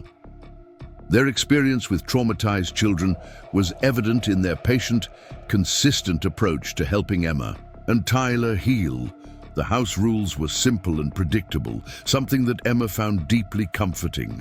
After years of living with Kevin's unpredictable violence, meals happened at regular times, bedtime routines were consistent, and most importantly, raised voices meant excitement about good news rather than impending danger. Emma had initially struggled with normal childhood experiences like making noise while playing or expressing disagreement with adults. The therapeutic work had helped her understand that healthy families could handle conflict and strong emotions without resorting to violence or threats. Tyler's attachment to Emma remained strong, and the Martinez family had been careful to support their sibling bond while also allowing each child to develop independently. Emma no longer bore the inappropriate responsibility of protecting Tyler from adult violence, but she continued to be a loving, attentive big sister. The drive to Riverside Elementary brought back a flood of memories for Emma. The familiar route, the crossing guards, and the sound of children's voices on the playground All represented a return to the normalcy that had been stolen from her during the abuse. Mrs. Mitchell waited outside the school entrance, her face lighting up as she saw Emma approaching with Sophia. The teacher had maintained contact with Emma throughout her recovery period, sending encouraging letters and updates about classroom activities, but seeing her former student in person revealed the full extent of her transformation. "Emma?" Mrs. Mitchell called out, opening her arms for a hug that Emma readily accepted. "I've missed you so much, and I'm so proud of how brave you've been." Emma hugged her teacher tightly, feeling the safety and acceptance that had made her classroom a sanctuary even during the darkest periods of her home life. "I missed you too, Mrs. Mitchell. Thank you for believing my story and helping me and Tyler." The conversation that followed was emotional for both teacher and student. Mrs. Mitchell had carried the weight of Emma's situation throughout the months of legal proceedings and recovery, wondering if she had acted quickly enough and appropriately, enough to prevent additional suffering. "You saved us," Emma said simply, displaying the emotional maturity that her experiences had forced upon her. "Dr. Chen taught me that sometimes kids have to tell their secrets to grown-ups who can help, and you were the grown-up who listened." The reunion with Emma's classmates was equally meaningful. Lily Thompson had indeed saved drawings and craft projects to share, and even Tyler Myers, the boy who had accidentally caused Emma's cap to fall that fateful day in the original stories. Classroom approached with shy excitement to welcome her back. Emma's return to room 15 felt like coming home in the truest sense. Her desk by the window had been maintained exactly as she left it, with a welcome banner created by her classmates and a small plant that Mrs. Mitchell had tended in her absence. The writing center, where Emma had penned her life-changing essay, looked the same as always, but Emma's relationship to that space had been transformed through her therapeutic work. Where once writing had been her only outlet for expressing dangerous truths, it could now be a source of joy and creativity. During the morning writing time, Emma chose to create a story about a girl who helped her baby brother learn to walk. In a beautiful garden, the narrative was filled with hope, safety, and the kind of ordinary sibling interactions that had been impossible during her traumatic early years. Mrs. Mitchell read Emma's new story with tears in her eyes, recognizing how far her student had come from the frightened child who had documented abuse in her Halloween essay. This new writing showed imagination, optimism, and the healthy emotional development that had been nurtured through months of therapeutic support. The impact of Emma's case had extended far beyond her individual recovery. Riverside Elementary had implemented new protocols for recognizing and reporting suspected abuse, with mandatory training for all staff members on the warning signs that had gone unrecognized for too long in Emma's situation. Principal David Carter had become an advocate for trauma-informed educational practices, understanding that children's behavioral and academic challenges often stemmed from experiences beyond the classroom. The school now had dedicated counseling, resources, and clear procedures for supporting students who disclosed abuse or neglect. Mrs. Mitchell had completed additional training in recognizing signs of domestic violence and child abuse, becoming a resource for other teachers who encountered concerning student behaviors. Emma's case had taught her that sometimes the most important lesson a teacher could provide was simply being a safe person for a child to trust with their truth.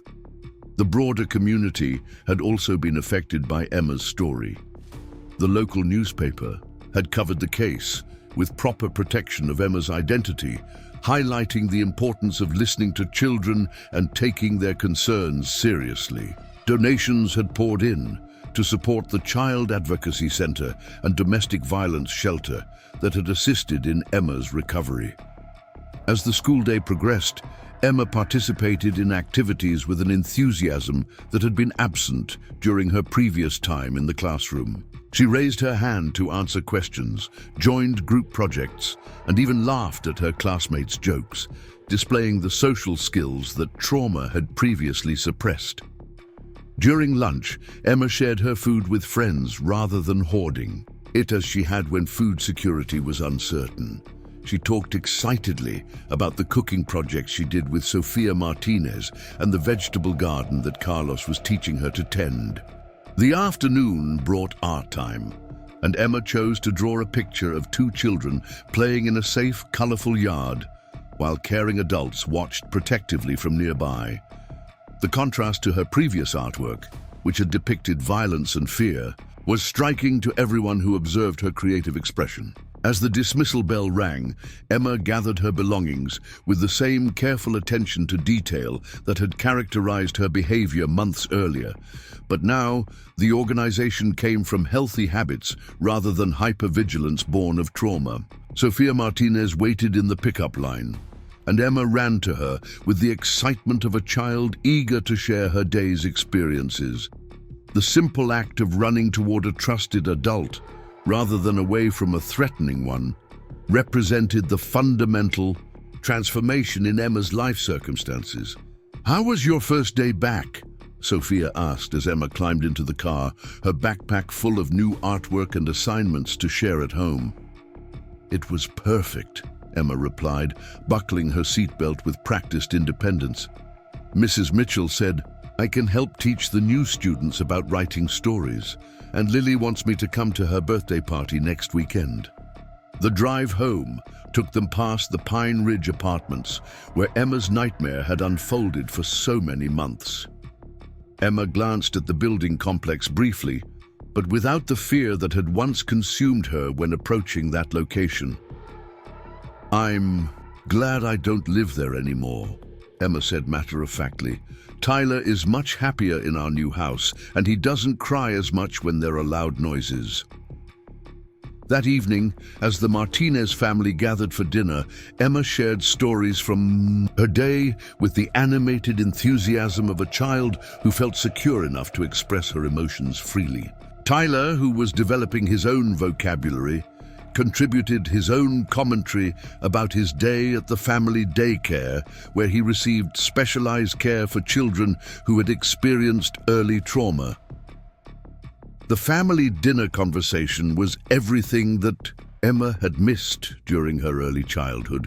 Adults who listened to children's ideas, discussions that remained calm even when opinions differed, and the kind of predictable routine that allowed children to feel safe and valued. After dinner, Emma settled down with her homework while Tyler played with educational toys designed to support his continued developmental progress. The scene was utterly ordinary and completely extraordinary, representing the normal childhood. Experiences that trauma had stolen, but therapeutic intervention had restored. As bedtime approached, Emma followed the consistent nighttime routine that the Martinez family had established to help both children feel secure. Stories were read, prayers or positive affirmations were shared, and gentle music played softly as the children settled into sleep. Emma's bedroom, with its cheerful decorations and age-appropriate toys, was a far cry from the cramped, fear-filled space where she had once hidden from Kevin's violence. Her bed was comfortable and safe, with no need to listen for sounds of danger from other rooms in the house. Before falling asleep, Emma thought about the essay that had changed everything. What had begun as a simple school assignment about Halloween traditions had become her pathway to freedom and safety. Her decision to trust Mrs. Mitchell with her truth had required tremendous courage, but it had ultimately saved both her life and Tyler's. The words she had written in her careful second-grade handwriting had spoken for both children when they were too young and powerless to advocate for themselves.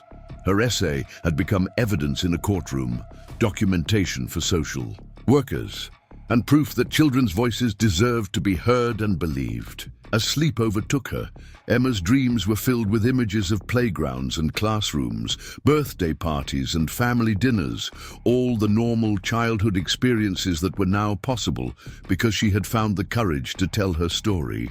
Her nightmare was over, but more importantly, her real life was just beginning. The 7-year-old, who had once lived in constant fear, was now free to dream about her future, knowing that caring adults surrounded her with protection and love.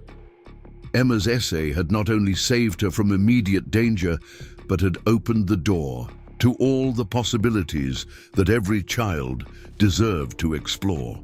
Tyler slept peacefully in the next room, unaware of how close he had come to a very different fate. His big sister's bravery had given him the chance to grow up in safety, to develop his personality without the shadow of violence, and to experience the unconditional love that every child needed to thrive. The Martinez family had gained 2 children who brought both joy and purpose to their lives, while Emma and Tyler had found the family stability that would allow them to heal completely from their early trauma. The arrangement that had begun as emergency foster care was evolving toward permanent adoption, creating the forever family that both children needed and deserved. Mrs. Mitchell continued her work at Riverside Elementary with renewed passion, knowing that her classroom could serve as a sanctuary for children who needed safe spaces to express their truths. Emma's courage had reminded her why teaching was more than just academic instruction. It was about nurturing the whole child and being prepared to act when young lives hung in the balance. The story that had begun with a disturbing essay about family Halloween traditions had evolved into a testament to the power of speaking truth, the importance of listening to children, and the remarkable resilience of young people who were given the support they needed to heal and thrive. Emma Johnson had transformed from victim to survivor to advocate, her experience serving as proof that even the darkest situations could be overcome when brave children found trusted adults willing to act on their behalf. Her essay had changed everything, but most importantly, it had given her the chance to write a completely new story for her future. The conference room at the Oregon Department of Education buzzed with quiet conversation as educators, social workers, and child advocacy specialists gathered for the monthly Child Protection Review Board meeting. Dr. Patricia Reynolds, the state's Director of Student Safety Services, stood at the front of the room holding a bound report titled The Emma Johnson Case, a comprehensive analysis of educational intervention protocols. 18 months had passed since a 7-year-old's Halloween essay had exposed a nightmare hidden within an ordinary apartment in Maplewood, and the ripple effects of that brave disclosure continued to transform child protection practices across the state. Emma's story had become a case study in recognizing abuse, implementing effective intervention strategies, and supporting survivors through the healing process. The Johnson case represents a paradigm shift in how we approach suspected child abuse in educational settings, Dr. Reynolds began, addressing the assembled professionals. A single teacher's willingness to trust her instincts and take action saved 2 children's lives and has since influenced policy changes in over 200 school districts statewide. Mrs. Sarah Mitchell sat in the audience, still somewhat overwhelmed by the recognition her actions had received. What had felt like a desperate attempt to help a suffering student had evolved into a model for educators nationwide. The simple act of reading Emma's essay and believing her truth had generated training programs, policy revisions, and a renewed understanding of teachers' critical role in child protection. The presentation that followed detailed the specific elements that had made Emma's case so significant from a child welfare perspective. Unlike many abuse cases that relied on physical evidence or adult testimony, Emma's own written documentation had provided prosecutors with unprecedented insight into the systematic nature of the violence she and Tyler had endured.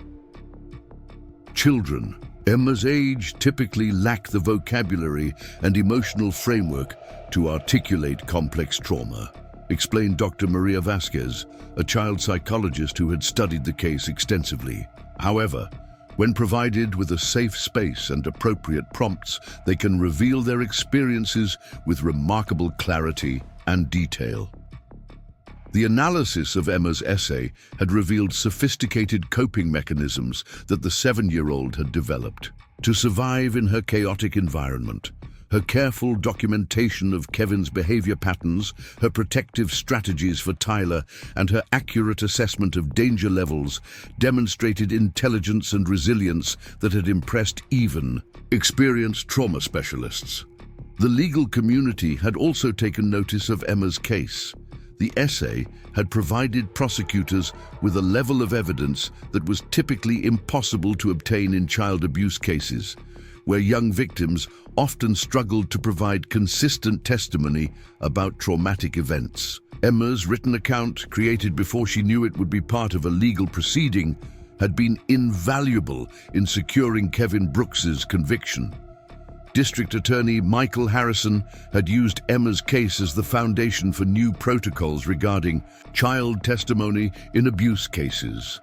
Video interviews, trauma-informed questioning techniques, and specialized courtroom procedures had all been refined based on lessons learned from Emma's experience with the justice system. The Johnson case demonstrated that children are capable of providing accurate, detailed accounts of their experiences when we create appropriate opportunities for disclosure, D.A. Harrison had written in a legal journal article that had influenced prosecution strategies across the region. The educational implications of Emma's story had been equally far-reaching. Riverside Elementary School had become a model for trauma-informed educational practices, with educators from around the country visiting to observe their newly implemented protocols for supporting vulnerable students. Principal David Carter had embraced his role as an advocate for systemic change, speaking at conferences and working with state officials to develop comprehensive training programs for school personnel. The administrative resistance that had initially hampered Emma's case had been replaced by proactive policies that prioritized student welfare above institutional concerns. We learned that protecting children requires courage from adults who are willing to act on their concerns, even when facing pressure to look the other way. Principal Carter had testified during legislative hearings on mandated reporting requirements. The training program developed from Emma's case had become mandatory for all Oregon educators, focusing on recognizing subtle signs of abuse, understanding trauma's impact on learning, and implementing effective intervention strategies. Mrs. Mitchell had become a key presenter in these programs, sharing her experience and encouraging other teachers to trust their instincts when concerned about student welfare. Emma herself, now 8 years old and thriving in 3rd grade, had become an inadvertent advocate for child protection. While her identity remained protected from public disclosure, her story had inspired legislative changes, funding increases for child welfare services, and heightened awareness of domestic violence's impact on children. The Martinez family had officially adopted both Emma and Tyler 6 months earlier, providing them with the permanent stability they needed for continued healing and growth. The adoption proceedings had been emotional for everyone involved, marking the final legal step in transforming 2 traumatized children into beloved family members.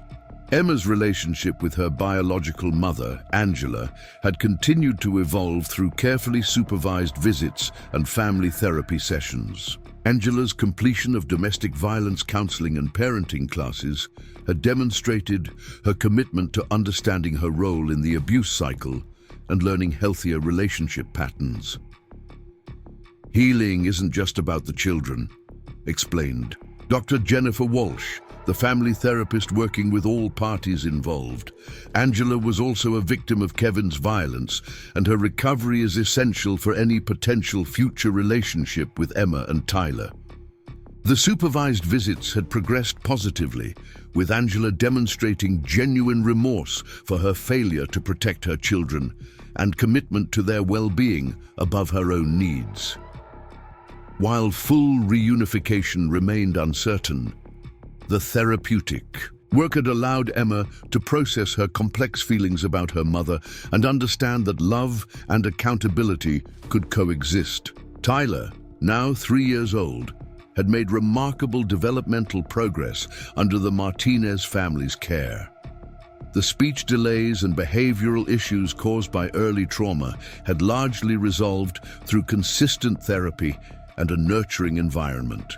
His bright personality and natural curiosity had emerged as he learned to trust that adults would provide safety and support. Emma's academic performance had flourished since returning to Riverside Elementary. Her writing skills, which had first brought her situation to light, had continued to develop as she discovered that words could be tools for creativity and joy rather than just desperate communication of danger. Mrs. Mitchell had maintained her close relationship with Emma, serving as both teacher and mentor as the young girl navigated the ongoing healing process. Their bond had deepened through shared understanding of how one brave moment could change everything, and Emma often sought out her teacher for guidance and support. Emma has taught me more about courage than any adult I've ever met, Mrs. Mitchell reflected during a recent interview with education researchers. Her willingness to trust me with her truth, despite the risks she perceived, reminded me why teaching is about so much more than academic instruction. The Writing Center in Room 15 had been redesigned to create an even more welcoming space for student expression. Emma's success in using writing as a pathway to safety had inspired Mrs. Mitchell to expand creative writing opportunities and ensure that all students understood their voices would be heard and valued. The broader community of Maplewood had also been transformed by Emma's story. Local businesses had increased their support for domestic violence services, understanding how Kevin's abuse had affected not just his immediate victims, but the entire community's sense of safety and well-being. The Pine Ridge apartments where Emma and Tyler had suffered had implemented new policies for responding to domestic violence reports. Property managers had received training on recognizing signs of abuse and coordinating with law enforcement to ensure tenant safety. Dr. Amy Chen, Emma's therapist, had documented the case extensively for professional publications, contributing to the growing understanding of children's resilience and recovery potential. Emma's healing journey had challenged some assumptions about trauma's long-term effects and demonstrated the power of early intervention and consistent support. Emma's recovery has been remarkable, but not miraculous, Dr. Chen explained to fellow mental health professionals. Children have tremendous capacity for healing when provided with safety, stability, and therapeutic support. Her case proves that even severe trauma doesn't have to define a child's future.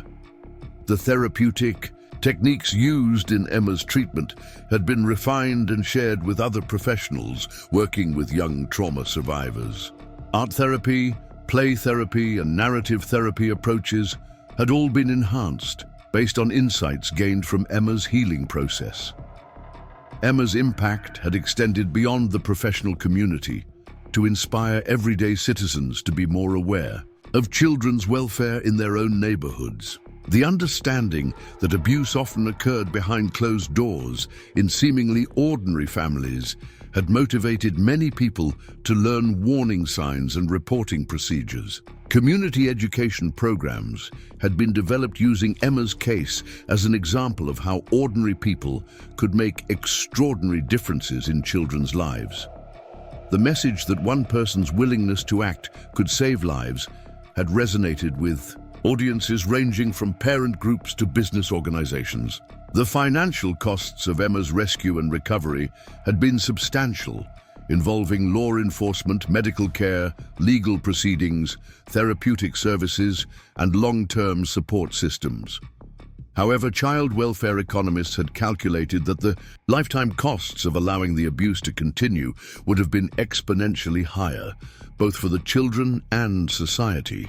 Early intervention is not just morally imperative, but economically sound, noted Dr. Robert Kim, a public policy researcher who had studied Emma's case. The resources invested in Emma and Tyler's recovery will generate benefits for decades to come through their improved life outcomes and contributions to society. The legislative impact of Emma's story had been significant, with new funding allocated for child protection services, enhanced training requirements for mandated reporters, and strengthened penalties for child abuse.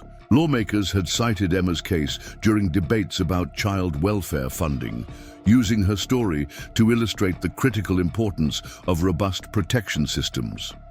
State Senator Lisa Morgan had become a champion for child protection legislation, often referencing Emma's courage during floor speeches advocating for increased resources. This brave little girl showed us what's possible when children feel safe enough to speak their truth and adults are prepared to listen and act, Senator Morgan had declared during passage of the Enhanced Child Protection Act. The media coverage of Emma's case had been carefully managed to protect her privacy while raising awareness about child abuse prevention. The focus had remained on the systemic issues revealed by her situation rather than sensationalizing her personal trauma, setting a standard for responsible reporting on child welfare cases. Emma's story had been featured in professional journals, educational publications, and policy briefs, always with careful attention to maintaining her anonymity while sharing the lessons learned from her experience.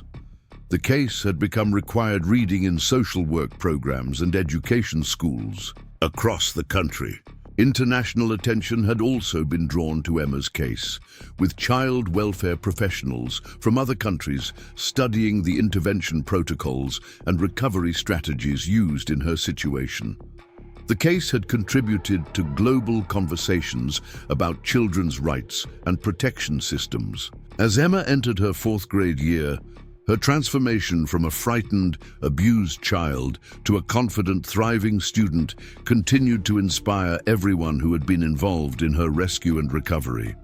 Her ability to form healthy relationships, excel academically, and maintain optimism about her future demonstrated the remarkable resilience of children when provided with appropriate support. The annual Emma Johnson Child Protection Award had been established by the Oregon Department of Education to recognize educators who demonstrated exceptional courage in protecting vulnerable students. Mrs. Mitchell had been the first recipient, but the award now honored teachers, counselors, and school personnel who followed her example of putting child welfare above institutional convenience.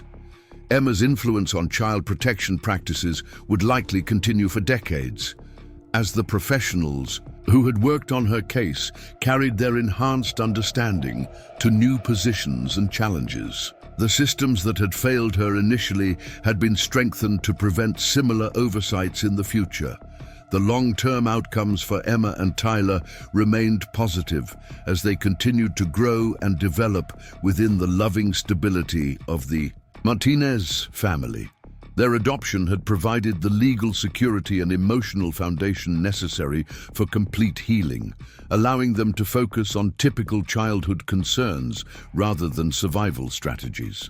Emma's writing continued to be a source of strength and expression, though now her stories featured adventures, friendships, and dreams rather than documentation of danger. Her teachers noted her exceptional empathy for other students and her instinctive ability to notice when classmates might be struggling. Tyler's development had accelerated dramatically in the secure environment of his adoptive family, with early intervention services addressing the delays caused by his traumatic infancy. His joyful personality and strong bond with Emma demonstrated the positive outcomes possible when children received appropriate care and protection.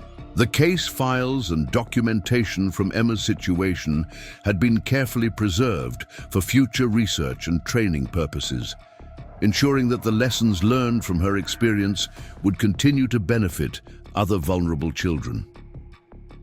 Her story, had become a testament to the power of speaking truth and the responsibility of adults to listen and act.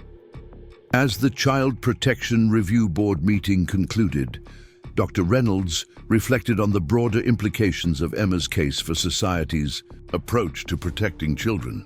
The Johnson case reminds us that child protection is everyone's responsibility, and that the courage of one child to speak her truth can transform systems designed to keep all children safe.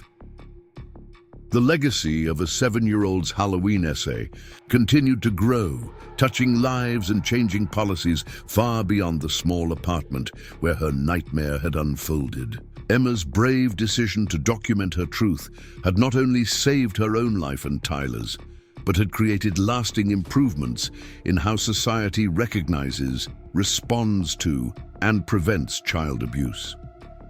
Her story served as proof that even in the darkest circumstances, hope could be found when children felt safe enough to speak and adults possessed the wisdom and courage to listen.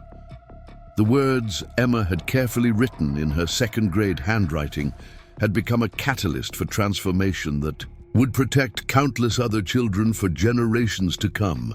The little girl who had once hidden in closets from violence was now free to write stories about anything her imagination could create, secure in the knowledge that caring adults surrounded her with protection and love.